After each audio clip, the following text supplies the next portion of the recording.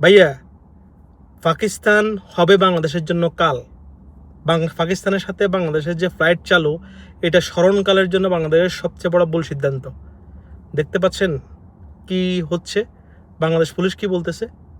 তাছাড়া বিএনপি তার ঐতিহাসিক যে অবস্থান ছিল মধ্য ডান পন্থা, সেটা থেকে তারা বেরিয়ে আসছে। কারণ বিএনপি দেখেছে 2001 সাল থেকে 2006 সালে বিএনপি জামাত জোট একটা ডানপন্থী একটা গুপ্ত সংগঠনকে সাথে রেখে বিএনপি যে পরিমাণ বদনাম করেছে সারা বিশ্বে, বিএনপি সেটা থেকে বের হয়ে আসতে চাইছে।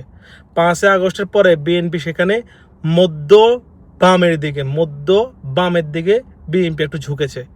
অ্যাজ এ ব্যালেন্স মধ্যপন্থায় তারা আছে, না ডান না বাম। কিন্তু 2001 থেকে 2006 সালে জামাতের কারণে বিএনপি ছিল কোথায়? মধ্য ডান পন্থায়।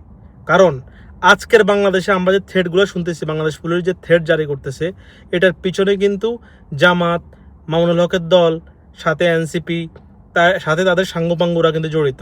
কারণ আপনি দেখতে পাচ্ছেন প্রতিটা কর্মকাণ্ডে তারা এমন একটা নেগেটিভ ছড়িয়ে আসছে যে বাংলাদেশের মানুষকে উত্তেজিত করা, বাংলাদেশের মানুষকে ভায়োলেন্সে উস্কে দেওয়া, এগুলো কিন্তু তারা করতেছে।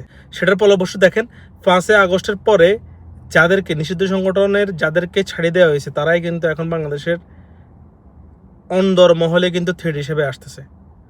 ভাইয়া, আমাদেরকে সাবধান হতে হবে দেশ ও জাতির স্বার্থে। কারণ এইসব সংগঠনকে আপনি যদি লালন করেন, আপনি মনে ধারণ করেন, তাহলে ভাইয়া বাংলাদেশ হবে আফগানিস্তান, নেক্সট টু পাকিস্তান। সবাইকে অসংখ্য ধন্যবাদ।